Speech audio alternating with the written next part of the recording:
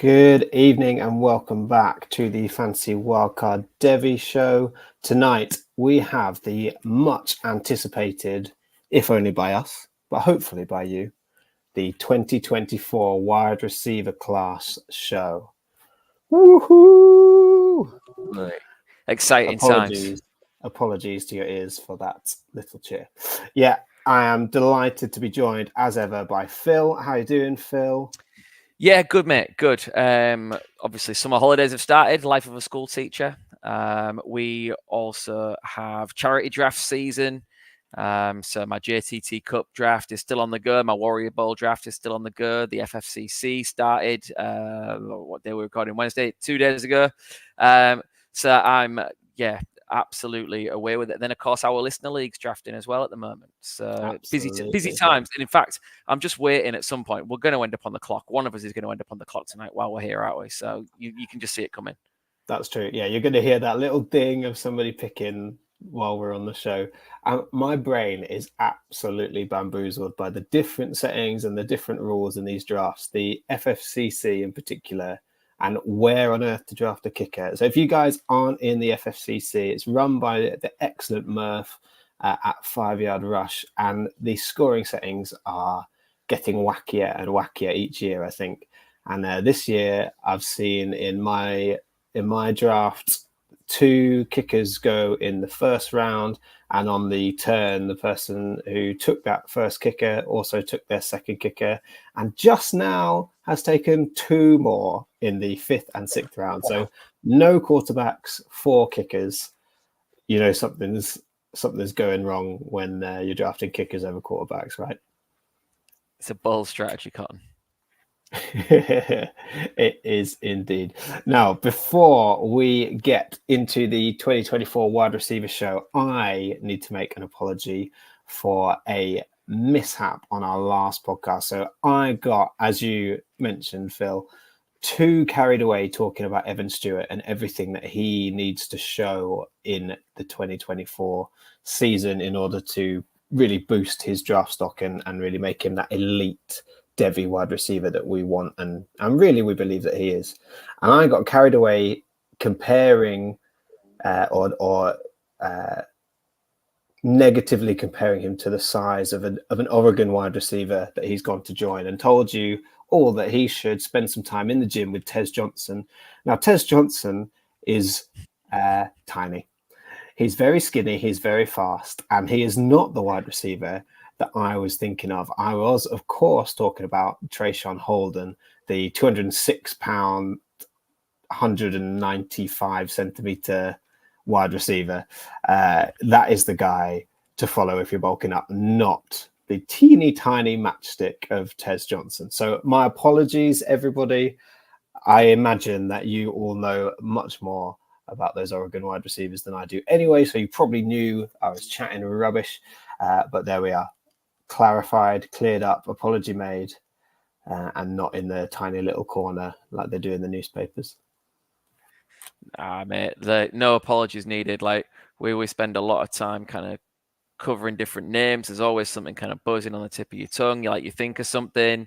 Hey, it won't be the first time. It won't be the last time, I'm sure. But fair play to you for earning it. Yeah, well, we strive for perfection, and this show will be that, I am sure. Okay, so tonight we are looking at those 2024 wide receivers. We are going to break down some of the top receivers ranked by 24/7 Sports. Plus, we're going to throw in our favorite receivers to talk about outside of that top group. There's a few really fun prospects that we're going to touch on. But we are going to start with the much anticipated, the overly excitable, hyped Jeremiah Smith. I can't get my words out. I am that overly excited, overhyped person for Jeremiah Smith. We've got Jeremiah Smith ranked number 1. I'm in charge of the show sheet. We have Jeremiah Smith ranked number 1. That's fine because he blatantly is, isn't he? I just wanted to... look, there's no surprises there, is there? Okay. Listen, Jeremiah Smith, 6'3", 215 pounds, coming out of Chaminade Madonna Prep High School. He is everything that you've heard and more. I'm going to let Jack kind of drool over him and the play style and the prospects. Look, for me, in terms of an introduction, you'll have seen the YouTube clips already. You'll have seen the highlights on X and the reels and things like that. The guy is legit. And in terms of when you get these 5-star plus incoming players like we get now, and these recruits that have got that kind of plus at the end of the 5-star, it's easy for people to catch on to him early. And a couple of my Devy leagues, people were desperate to draft him last year while he was still in high school. That's the kind of level of hype we were talking about. And as you're going to see as we go on tonight, like the hype is real. Buy the hype. But yeah, Jack, tell us a little bit about what you've seen. Obviously, you watch a lot of Ohio State, any Ohio State footage you can get your hands on. So tell us about what you've seen. Yeah, and it is one of those things where the tape has been available for quite a while because of how good Jeremiah Smith is and how hyped up he has been. I think he's the best high school wide receiver prospect I've watched film on in the last 3-4 years that I've been doing so. He's pushing for a starting wide receiver spot in his freshman year at Ohio State. He's not just looking for snap time. He is pushing for a starting spot already. And that tells you a little bit about his pedigree without even going into what he's like. So he is a very well-rounded wide receiver prospect coming out of high school. And that size, 6'3", 215 pounds, he's a monster. Coming out of high school, can you imagine being a defensive back at high school, having to go up against him? You just have no chance. And you see that on the tape. He is a contested catch winner. Like that, they're not contested catches when he goes up for them. When they should be 50-50, they're 70-30, 80-20. He wins so many of those contested catches. He is also a very polished route runner. He's got a really fluid running style, all the things that you want from your NFL draft prospects, really. He seems to have these traits already. Now, obviously, the jump in competition, the jump in pressure going to college is going to really test Jeremiah Smith and see if he can translate that to the college level. But all the signs are there, all the boxes you want ticked are there on tape and are there on coach scouting reports, and all the things that coaches say about him are that he is a leader, he's a hard worker, he's someone that you want on your team, that he brings others alongside him rather than pushing himself out as the star at the front. So he seems to have his head screwed on pretty well from the little bits that we can then glimpse. Obviously, we don't know him. We don't have a direct number to him, unfortunately. Didn't reach out on X either, but maybe he'd have joined us. Probably not. We don't have the NIL budget for that. But one of the things that really stands out on the tape is his change of direction in his routes. So he's got a snappy, quick step. He can change direction very quickly and create separation that way. He can disguise his routes really well, which I think is a really mature trait to have coming out of high school, being able to sell a defender through not showing anything rather than being too quick, which he is too quick. He can do that too. But yeah, I really like that he can disguise where he's going and what kind of route he's running to confuse a DB. He's obviously also got that size to create separation at the catch point. So as well as getting off the line really quickly, he's able to get off mat press coverage pretty well. Obviously, if he's given a free release, he can get off the line, because if he can't, he's probably not got long playing wide receiver at the college level. But he can create that separation just from his strength. So even in a contested situation where it's not a high ball, it's a ball thrown across the middle, he can still ease the defender out the way. He knows how to use his body, how to use his arms to get a bit of separation so that he's the only one who's going to make that catch, which is also really impressive, something you want to see from wide receivers. They're going to give themselves space to catch the ball with their hands. They're not too close to the defender. They're not too close that they have to use their body to catch the ball either. Obviously, a catch is a catch, but if you can show that you can use your hands to catch it rather than your body, that's what we're really looking for in wide right in wide receiver prospects. Yeah, absolutely. Listen, obviously, landing spot wise, he lands in a wide receiver room, stocked, absolutely loaded with bodies and talent. But he also lands in a position where I think, in spite of the talent in that room, like you've already alluded to, we're expecting him to contribute straight away and have a role in that offense. Obviously, he is going to have to deal with the fact that maybe he's used to always been the alpha, and will he profile as that alpha in this system? Obviously, you've got a Buku who can still play the kind of move receiver in Heartland's offense, and then you've got Carnell Tate, who slots in quite nicely as a Z receiver. So it does leave him there to be the true X, and a job that he can definitely win. But you might have to temper immediate expectations. What do you think a good season looks like for him in year one, Jack? Yeah, I was thinking about this today because there's like a 500-yard threshold for wide receivers in their freshman year that is just not often broken. But we've got a few wide receivers that could do that in this year. And obviously for Jeremiah Smith, it very much depends on how the rest of the Ohio State wide receiver room shakes out. Hartline and Ryan Day are both quite loyal. They're very fair. They'll give the people that have put the time and effort into the scheme a shot. And there was two pieces of good news that came out today from Ohio State's media day, in that Egbuka is full go. He's fully 100% after his ankle injury. And the same for Brandon Inniss. Brandon Inniss has been fully cleared after his, I want to say, shin injury. He had a few struggles last season, and I think he might even have had surgery at the end of last season. But both of them have been cleared, and they're both fully go. So Jeremiah Smith is really going to compete with Brandon Inniss for a starting spot, it seems. I mean, you've also got Jaden Ballard as like a senior figure in the room. There's a few other players that have been bit part receivers who are obviously talented. They're wide receivers at Ohio State, but maybe have had their primary role be on special teams. So if Jeremiah Smith can earn a starting spot, then I think that 500 yards as a freshman is well within his grasp. Even in an Ohio State offense that's probably going to run the ball more this year than we've seen in the last 3 or 4. Yeah. And that would obviously be incredibly successful. Like 500 yards as a freshman is incredible. Yeah, absolutely. And listen, I think we said it at the start, I'm fairly convinced the hype is real. If you're not convinced, just go and find some of the highlights that are already out there, and tell us what we're missing if you don't think he's going to be legit. For me, he's a future round 1 pick. Absolutely no questions asked. Yeah, absolutely. All right then, Jack. Where do you want to go next? Who should we talk about? Oh, I want to go. We've had my homer. Let's go with your homer. Let's chat about Ryan Williams, the wide receiver prospect going to Alabama.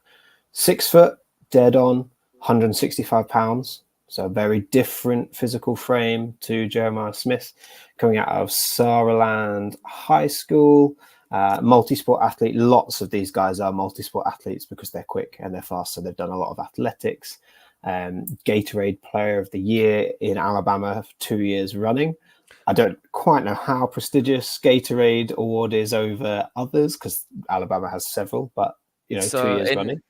In Alabama, it's called the Mr. Football Award. So best football player in the state. He is the only player to win it twice in the kind of history of the award. To take that one step further, for fear of treading on your toes there, Jack, I'm just getting excited talking about the new Bama guy. He's declared a year early, is enrolled a year early. So he won it for the first time as a high school sophomore, and then for the second time as a high school junior. He only turned 17 in February, which perhaps makes it even more impressive. My goodness. Incredibly impressive. And also, here we go. How many times is it going to be mentioned that he's only 17 this season? It's Braylon Allen Mark II. Absolutely. But then, again, he's also the first receiver to win the award and commit to Alabama since a certain Julio Jones. Now they profile very, very differently, but it's something to get excited about. And one of the reasons that Bama was so delighted to actually secure him in terms of his, as a recruit, he in terms of the offense this season, and the tape, first of all, like, he is explosive. Absolutely explosive and sudden in all his movements. After the catch elusiveness, the yards after catch is fantastic. But what I like is, in spite of that being his super strength, he shows really, really good hands. There's a tendency for guys that are moving that quick to want to bring the ball into their body. He doesn't. When you watch the tape, there are particularly the All-American tape from the All-American game. Excuse me. There's a couple of opportunities where you really see him extend and catch the ball at distance and at the makes a good work of receiving the ball at the high point. And then uses that kind of breakaway speed to extend away from people and just beat people just with, like I said, that ridiculous straight line speed that he's got. It's interesting because in terms of his profile, like, again, if you want to give him, if you want to look at one of last year's freshmen who burst onto the scene, it was a Devy name we knew about, a high recruit. And I think he could follow a similar path. What about Zachariah Branch? There are similarities in terms of the elusiveness, the shiftiness, the absolute explosive game-changing speed. But perhaps where he's going to make his impact earliest will be on special teams as a kick returner and punt returner. He has got that in his locker, and I think that might be the best way that he sees the field early, because, like you said, at Ohio State, even when we're talking about a guy of Jeremiah Smith's profile, there's not a given that he will walk in and start day one, and it will be the same for Ryan Williams. There's a lot of guys still on roll who will see steps out of familiarity with the system and that kind of aging out process, which tends to get guys on the field.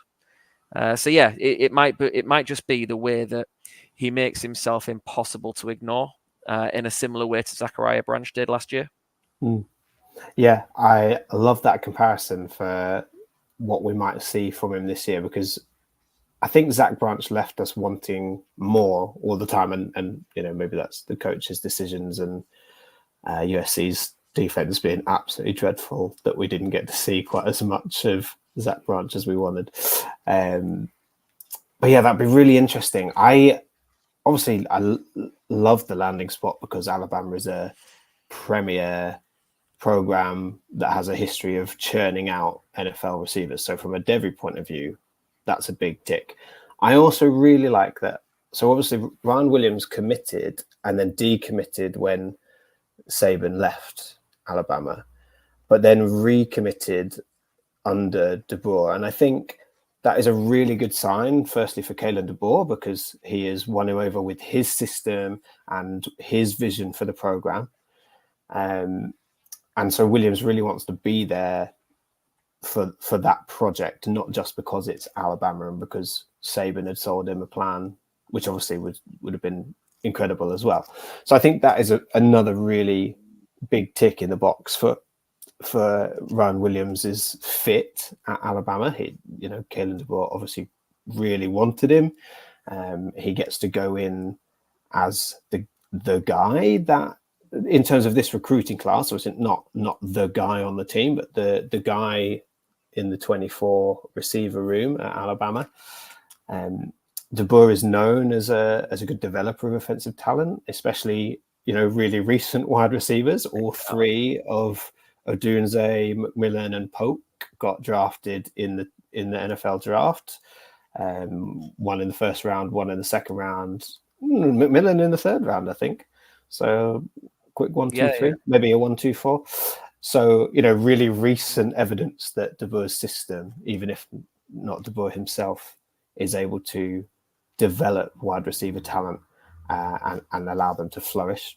It's also a really fun system that DeBoer ran at Washington and has really run everywhere he's coached. So if that spread offense is coming to Tuscaloosa, I think you'll be on board, Phil. It'd be a lot of fun to see Jalen Milroe try and run that. Maybe a bit heart pounding, but oh well, I mean, he's heart pounding enough, isn't he? As we spoke about last time. There's a couple of things that really stand out for me, and I'm really glad you mentioned it. There are certain guys, and the way their recruiting goes, you get that vibe of how important that player is. Ryan Williams, just from an Alabama point of view, forget Devy for a moment, but he was a huge recruit for Kalen DeBoer and starting things well in his time in Tuscaloosa. And already, like when you see the way that Ryan Williams, I mean, he's business first. Like he's a guy. Ultimately, he chose Alabama because he's already thinking about the NFL. He knows it's a place where he's going to be developed. He knows, just like you said, it's a place that sends guys to the league, and that's where he wants to be. But the way they're using him and the knock-on effects, he has a profile where he's already been kind of used as a recruiting tool himself. In the way that senior players are often sent out, to network and to be the guy involved, kind of an extension of the coaching arm, can speak to players via social media or whatever else. Ryan Williams has really been trusted with a lot of that already. He was a huge part in them landing this year's number 2 wide receiver, Caleb Cunningham.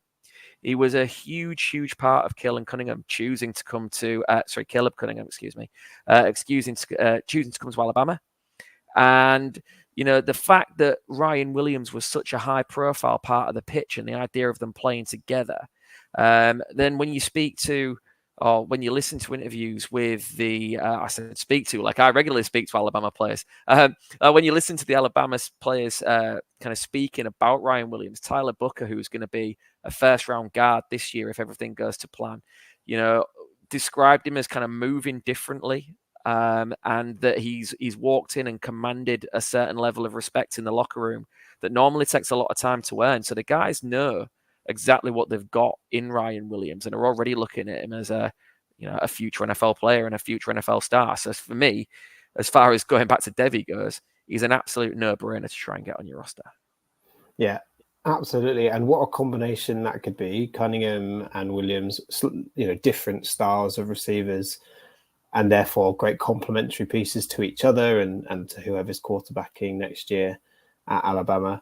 I think the other thing I've noted is 4 of last season's top 5 receivers for Alabama in terms of yardage are all out the door. Exactly. Either they've gone to the NFL or they've transferred out.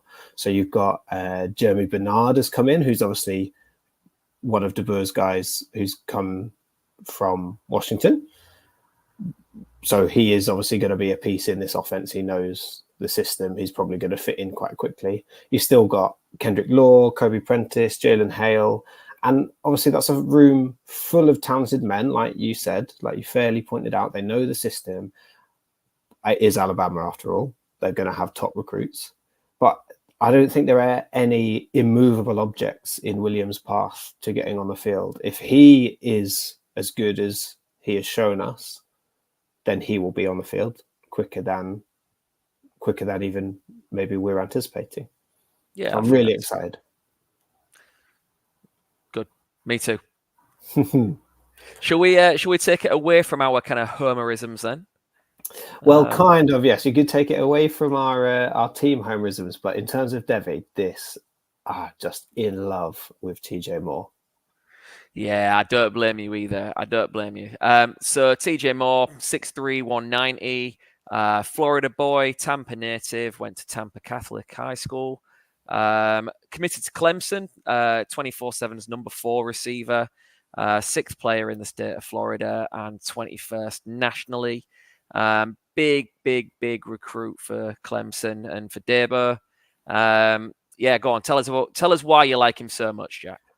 Yeah, I'm just obsessed with TJ Moore. I think it's partly Devy-wise. His value seems to be dropping beyond anything that I find reasonable. So I have quite a few shares of him already because he's dropping, and I just can't let him go any further.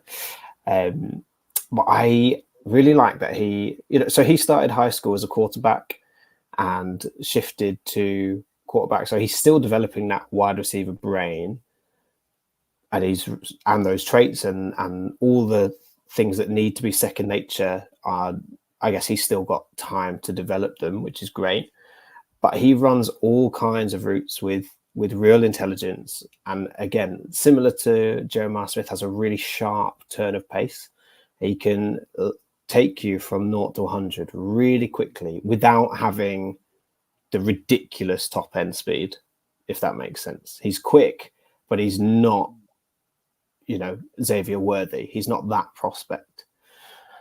He's got excellent hands, similar to Ryan Williams. There's plenty of one-handed grabs you can see on tape, which are always fun to watch.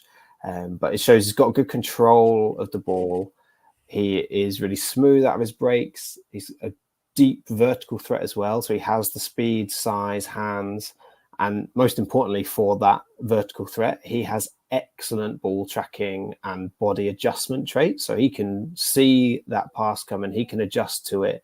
And he did quite a few times have to adjust quite a fair way to grab like errant deep throws, which is going to happen at high school. It's going to happen in college. You're not going to have a 100% accurate deep ball throwing quarterback unless you've recruited Peyton Manning aged 27 in his absolute prime. So it's a really good set of traits to have coming into college, coming into Clemson, a school that obviously has a very high pedigree amongst college football, in a bit of a dip, a bit of a confusing time at quarterback, and wide receiver room is a little bit murky. I'm sure we can chat about that in a minute. But it gives him, he has clear traits to play a specific role, that vertical threat, the deep threat, as well as being able to maneuver himself through growing in a route tree. He's got all the traits to be able to run a full route tree. He just hasn't had to do it yet.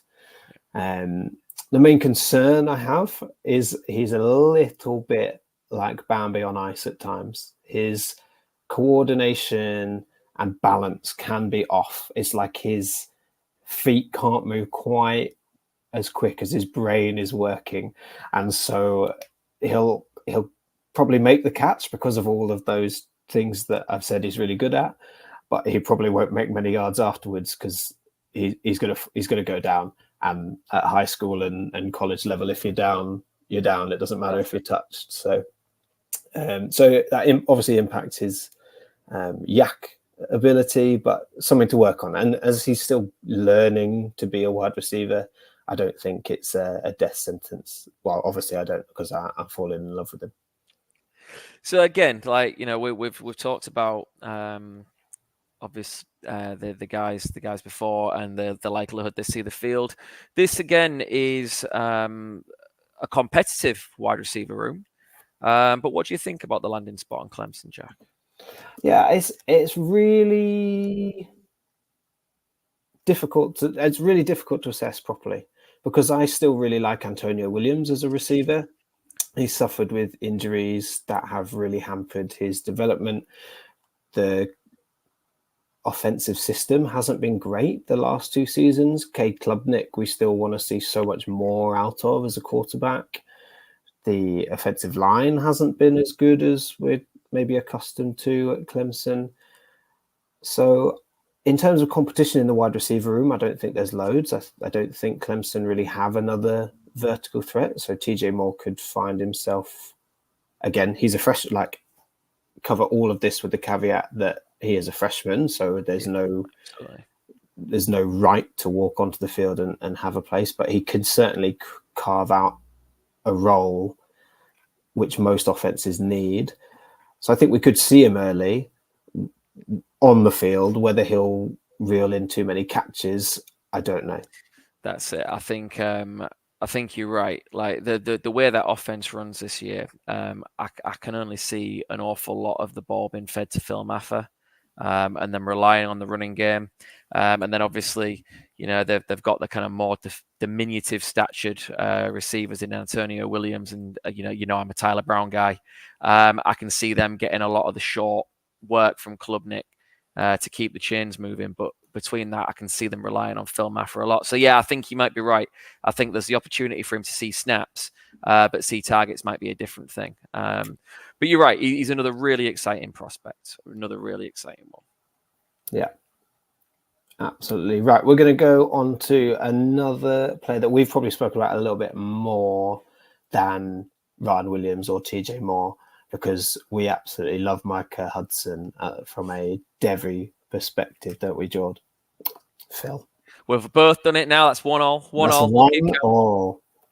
Well, listen, it's ironic because I think George likes him a little bit more than I do. I'll be completely honest. Like, based on the guys we've covered so far, for me, you can flip flop 2 and 3 whichever way you like in terms of Williams and Moore. But right now, Micah Hudson, I probably have just behind that top 3 we've already mentioned. I know that doesn't necessarily ring true for a lot of people, but as we've seen, when you look at all these, even the kind of high profile outlets at the moment, your 24/7s, your On3s, ESPN, they all have these guys kind of shaken up somewhere differently. And for me, I think Micah Hudson's going to be a great player. I do just have him ever so slightly lower, and we'll talk about why in a couple of moments. But go on, tell us a little bit about him. Introduce him for us. Yeah, it's interesting you say that, because there is no real consensus this year. I think sometimes we get solid consensus on the rankings of these top receivers, where Micah Hudson is the number 1 prospect for a couple of recruiting sites, and obviously he isn't for 24/7 Sports. So he is a 6 foot, 195 pound wide receiver. He went to Lake Belton High School in Texas, so he's staying in Texas. He has committed to Texas Tech over a ton of arguably bigger schools, but I don't want to upset any Red Raider fans. But certainly his commitment to Texas Tech was a little bit of a surprise, to say the least. But his dad went to Texas Tech and played football at Texas Tech, so maybe that played into it a little bit. A basketball player, a track and field runner. It says here a proficient long jumper in his sophomore year, but I haven't found the tape on that. If anybody does, let us know. Might be interesting and useful scouting. He finished his senior season with 70 receptions for 1,370 yards and 18 touchdowns, which is pretty impressive considering he was playing in Texas football, which is probably arguably the most challenging state to play your high school football in, averaging nearly 20 yards per catch. That is a statistic that you absolutely love to see in your wide receivers that will be joining your fantasy teams. Yeah, absolutely. What's really interesting for me, like when I had a great afternoon watching the tape. I really did get to watch the tape on Ryan Williams and Micah Hudson. It was great fun. And what stands out like straight away is he's a vertical playmaker. Like that's where he's going to win. He's going to win downfield, stretching teams out because he is, a track athlete. And what I really liked as well is whether it was just because he was so dominant at the level of competition he was playing, like he actually took a fair share of snaps at running back as well. He's rocked up 400 plus yards on the ground over his 2 seasons in high school, which is no mean feat. And it does just show end around sweeps, those types of players. He's gonna be a handful.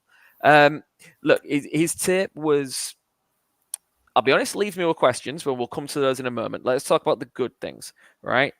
There are some unbelievable moments of just pure catching ability, amazing ball skills. There will be no circus catch he can't make. And speed, vision, cutting ability, to when he's got the ball in his hand, again, were all a regular routine part of what you did. So you'd see him make these ridiculous catches, come down, and it's not just down and hit the ground. It's down and we're making extra yards. Again, it's not that breakneck explosiveness that you'd see with Ryan Williams, but it's manipulation. It's a cut. It's that lateral movement that could create him the yards after catch, which again just showed up over and over again. And if nothing else, he's going to be really, really fun to watch. He accelerates off the line really quickly. And yeah, like I said, contorts his body, does a really good job of positioning his body to. Look, we're not talking jump balls. We're not saying we're not using the old box them out analogy. But what he does is he positions and falls away from DBs, high points the ball, and just puts his body in between the DB and the ball. Like, it makes it so difficult for a DB to make a play on a ball when he's going for it. And again, manipulates his body along the sidelines. It's really, really impressive. It just left me. You watch the huddle tape, and when you watch huddle tape, which is obviously a lot of the time all we're privy to, we don't get to see snap in, snap out, and we don't get to see a lot of the down stuff. There were just so many examples of him blowing past people on tape, and we've spoken in the past about, like, what does that look like at the next level? And again, he, unlike some of the other guys we've mentioned, stands to see the field early. Like, he has not got a lot of competition at Texas Tech at all. They brought Caleb Douglas across from Florida. They've got a couple of other guys on, but listen, he profiles probably to work out the slot and see an awful lot of playing time incredibly quickly. And maybe that's what he needs. Maybe he like I have questions at the moment about, like, what he actually is as a route runner and a separator. Because all we've seen is him blow past people.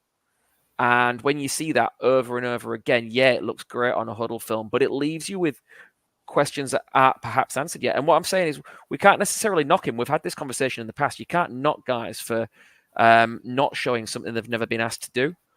But I think the question remaining is still legit. And that is, what does he look like at the next level of competition when he's got to focus on working on getting open, because the next level guys are bigger, faster, stronger.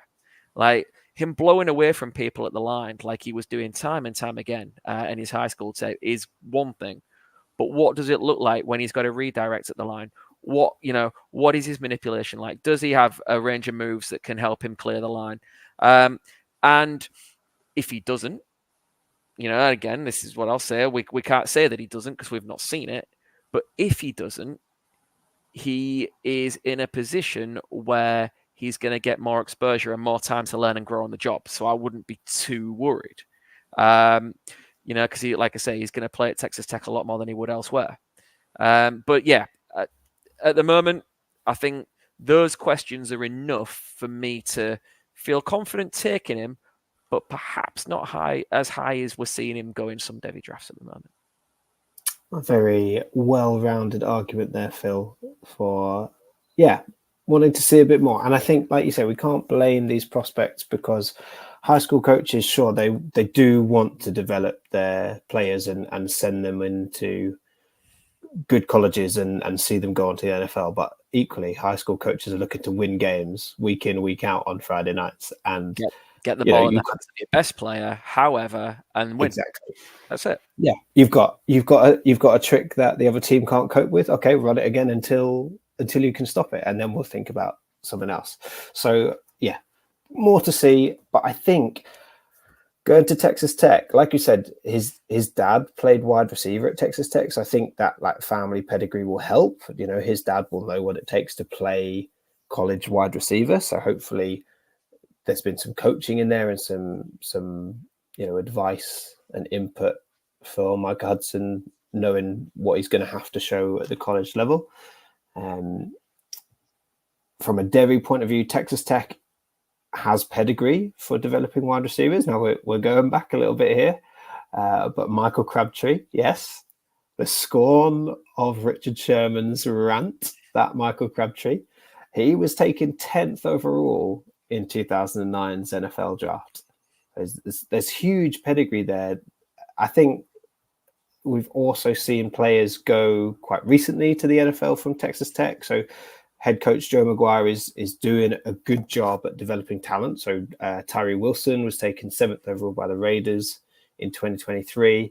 They've had 3 other players drafted since Maguire joined, and that was only 2 years ago. So for a school that hasn't had a load of NFL pipeline material, it's kind of coming and developing. I think Joe Maguire's doing a good job, and he had some success at Baylor before. A couple of day 2 defensive players. He's got contacts. He's got pedigree of developing players and making them NFL prospects. So from a Devy perspective, I think he's in a good spot landing at Texas Tech to make it to the NFL and to be an impact player for your fantasy football team.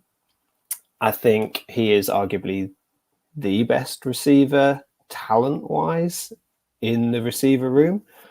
I'm certainly not worried about him not seeing game time. Like you say, he's going to be on the field early and often. And I think, this is an explosive offense. Joey Maguire runs an explosive offense. The slot role in an explosive offense is usually really good for fantasy. So anyone playing college fantasy football, Micah Hudson might be a runaway train in terms of the number of targets he gets and the yardage he'll get on those slant routes and outcuts. So I think we're going to see very quickly whether he can handle the pace of college, whether he can handle the physicality of college football.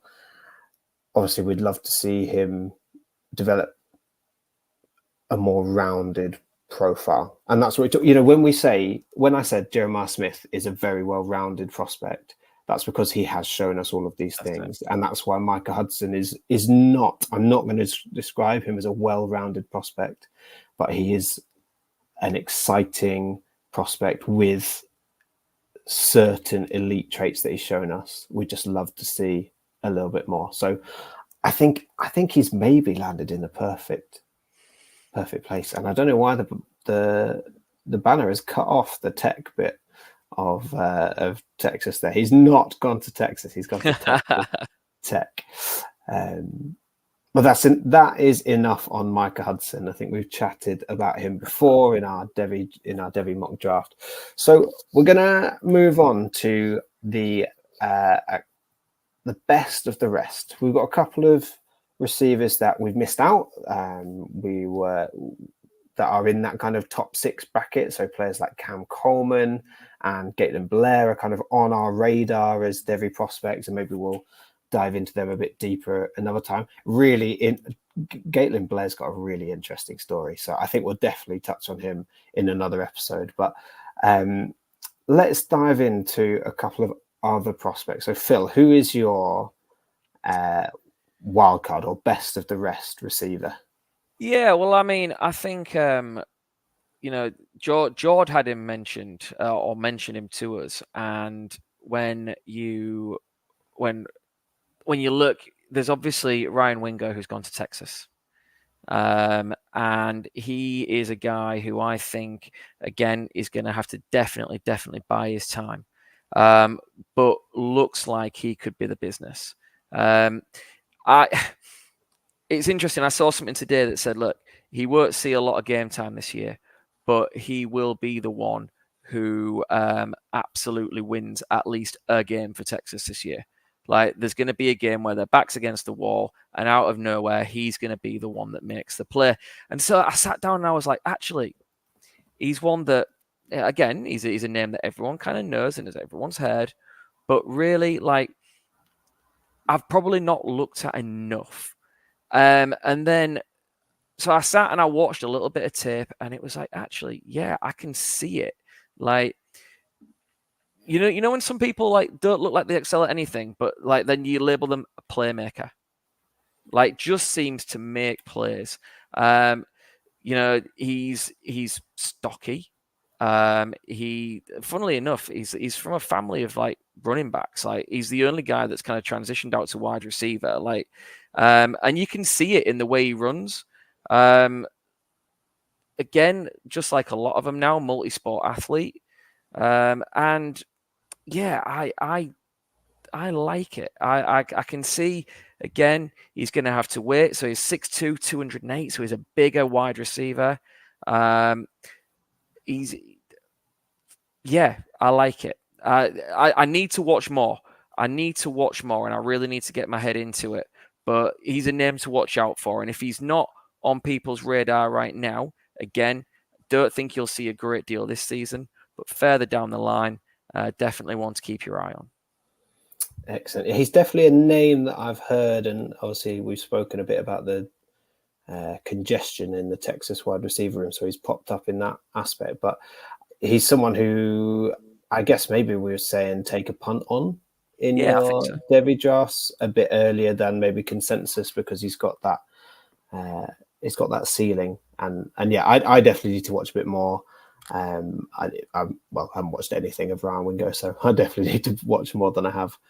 I want to chat about Mike Matthews going to Tennessee, because he's not in the top 10 wide receiver prospects. He's probably in that 15 to 20 range on most recruiting sites, but he is one of the most fun receivers to watch, certainly in this class, because he is absolutely explosive and it just pops off the tape. And that's the kind of prospect that catches your eye when you're watching, if you're watching tape on somebody else and this guy happens to be in that game, suddenly your attention is drawn to Mike Matthews. He's 6'1", so he's got good height, 186 pounds, so he's a bit quicker. He's not a Wingo-sized beast, but that's okay.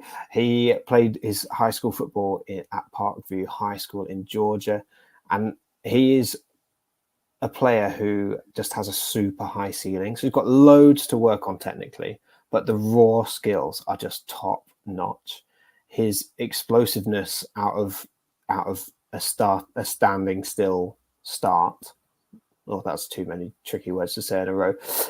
It just does pop off the screen. You see him one moment and then he's absolutely exploded down the field and he's gone. And there was one clip of him where the cameraman could barely keep up with how quickly he'd changed direction and popped off down the field. And like the pass was always going to him. So I don't know why the cameraman couldn't track it, but he's just got that raw speed, that raw explosiveness, which I really like.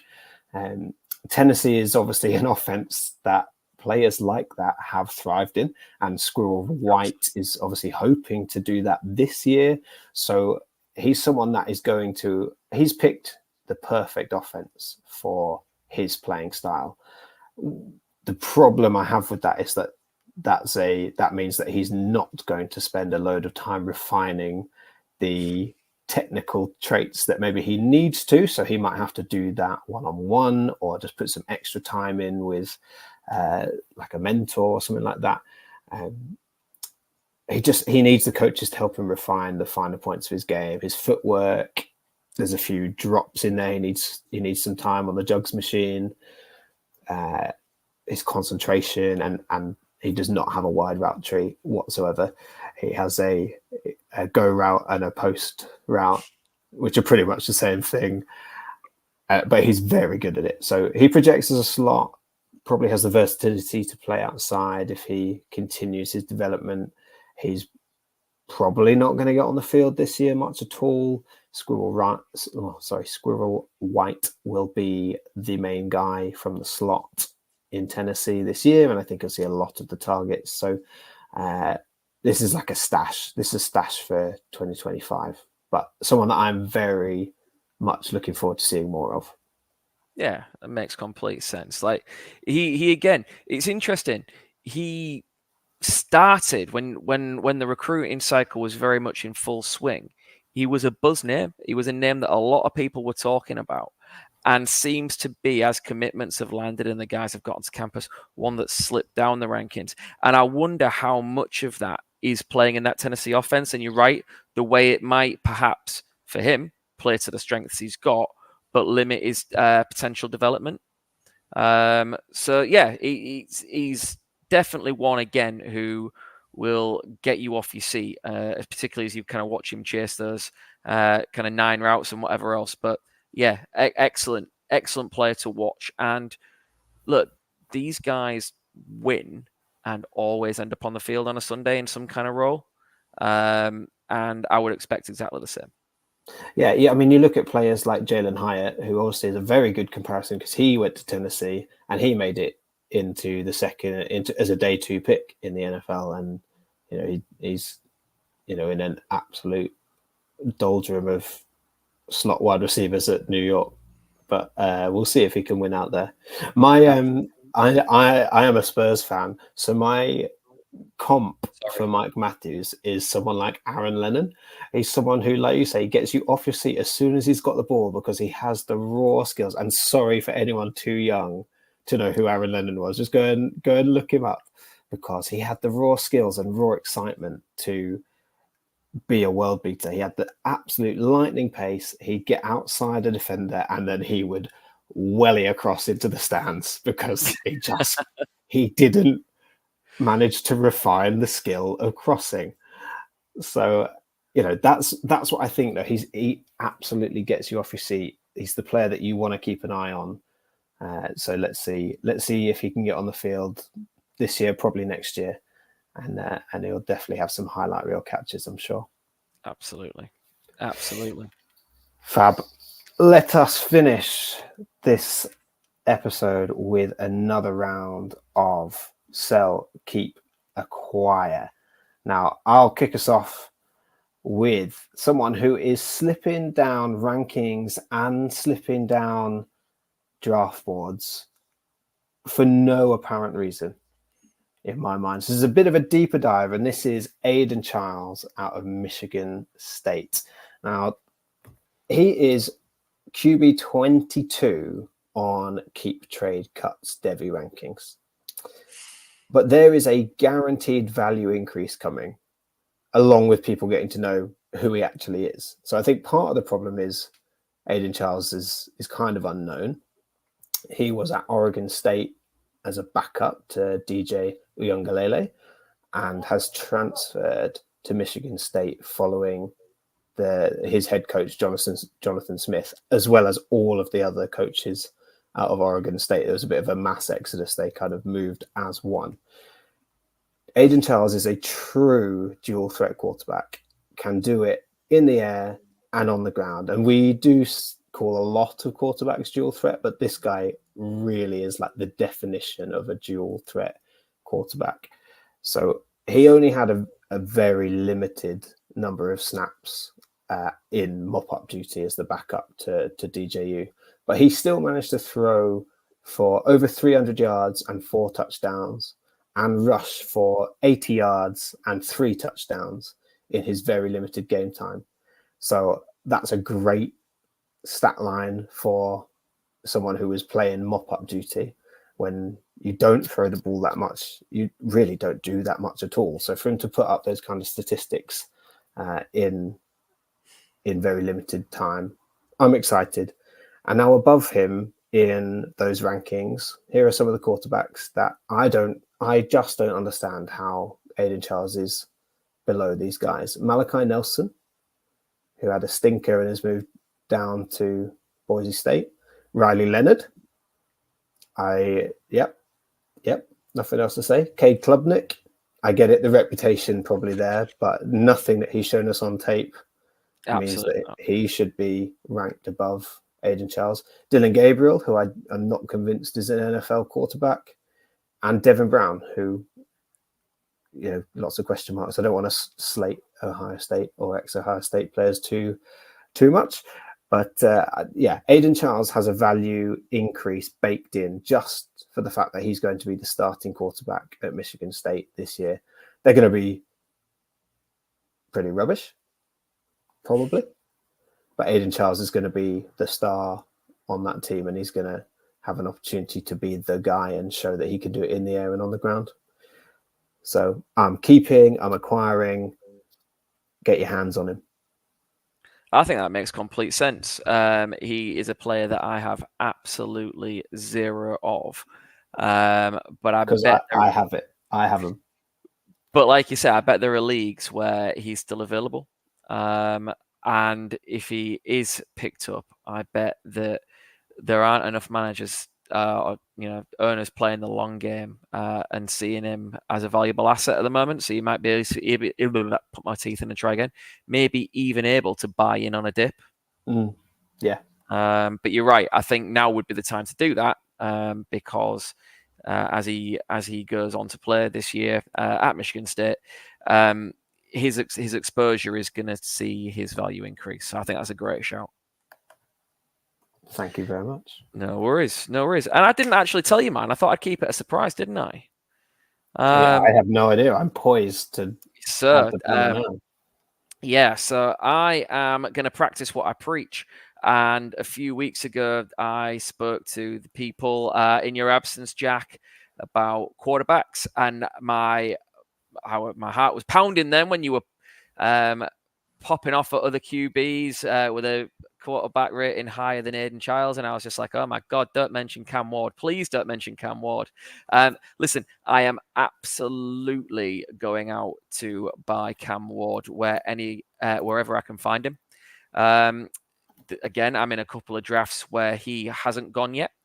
Cam Ward finished the top of my rankings using the Bill Parcells metrics as the guy who we should all be looking at in the hope of a breakout similar to Jaden Daniels this year just gone. Now, obviously, to say that that's what's going to happen, it is silly, but there are some parallels. He had a great start in his first 2 years at Incarnate Word at the FCS level. From there, obviously transferred to Washington State and threw for nearly 7,000 yards in his 2 years there and 48 TDs. I thought it was interesting that he's chosen to come back this year and transfer for his senior graduate transfer to Miami. A really smart move to make the most of the NIL money, but he's also one who can improve his draft stock by playing on a more enhanced platform as well. He won't have a great deal to do to improve their QB situation on the last couple of years. So I think that's a smart decision for him. And yeah, listen, I think it's a really good time to buy in because the traits are there. He is absolutely like we talk about. He's not a dual threat. What he is a mobile passer. But what I love is his development year in, year out. From his days at Incarnate Word all the way through to the end of last season, he's developed every year. The game has gone from being a game manager, handoff kind of QB to one of the most kind of mobile and fun to watch passers in college football. He's had outstanding production with nearly 15,000 yards and nearly 120 TDs. The signs are going up, and listen, if I'm left with egg on my face in a year's time because he doesn't quite hit the heights I'm hoping, he was worth the punt at what it would cost me to buy him. And that for me makes it a decision, an easy decision. He will not be for everyone at an NFL level because of some of his limitations in a traditional kind of passing offense. You've really got to take the good with the bad, but my God, the good is so exciting to watch. And listen, I'm not comparing him to Lamar Jackson. He's completely different. Like they're not the same type of player. But there's something the Ravens did when everybody else was passing on Lamar Jackson and asking him to change to wide receiver and all these other things. Like the Ravens took a chance and went, actually, we see something in your skill set. And we're going to have to tailor what we do. We're going to have to adapt the way that our offense looks and everything we do to run something that suits you. And look at where Lamar Jackson's career has gone. Now, I'm not saying for a moment he'll hit those same heights again. But what he needs is a team with perhaps established veterans, an aging QB, to say, actually, come in and when it's your time, we'll build around your talents. We've got an infrastructure to play to your strengths. We won't ask you to do any of the stuff you're not comfortable with because what he does well in terms of quick decision making, kind of the elusiveness behind the line of scrimmage, difficult to sack. He will suit someone down to the ground, and I think he's got the potential to be a gold mine. I've got a question for you. Do you think that he's going to get a little bit of that? What you talk about, a team building around him at Miami this year.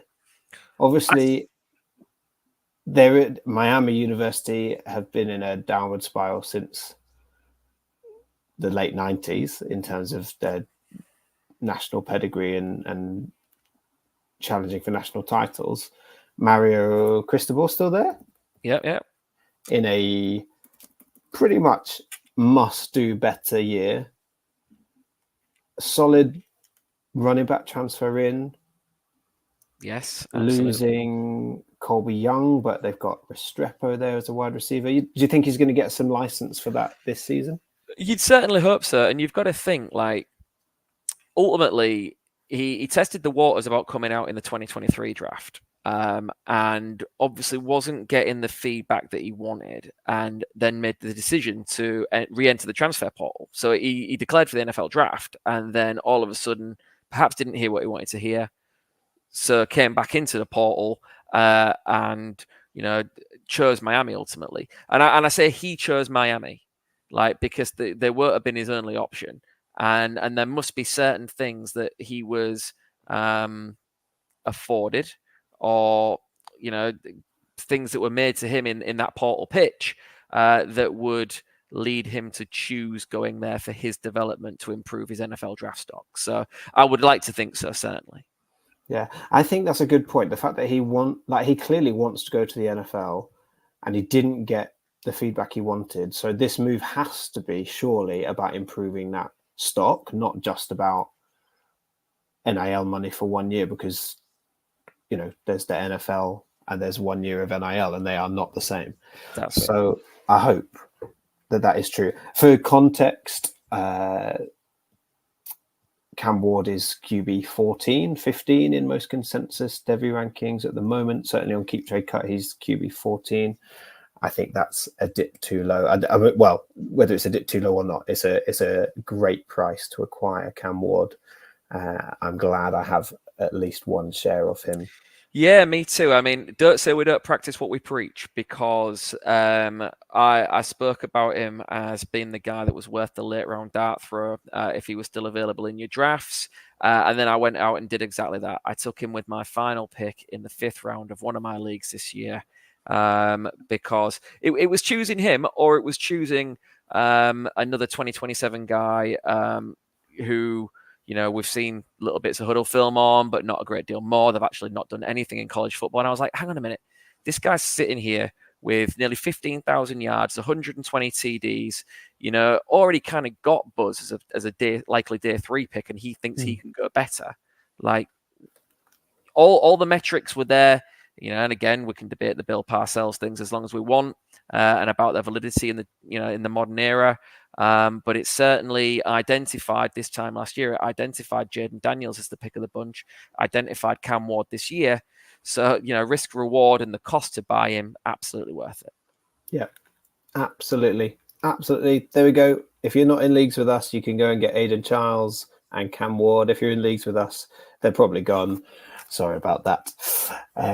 Thank you for tuning in this week. Obviously, we've had a quick look at the top end of the 2024 wide receiver high school class, and some of those names hopefully are now firmly at the top of your draft boards for your Devy supplemental picks, or if you are starting a Devy draft. If you're in our Devy draft, maybe we've given you too much information as we start our listener league Devy drafts. They'll be coming up. Both of them are still in the NFL draft at the moment.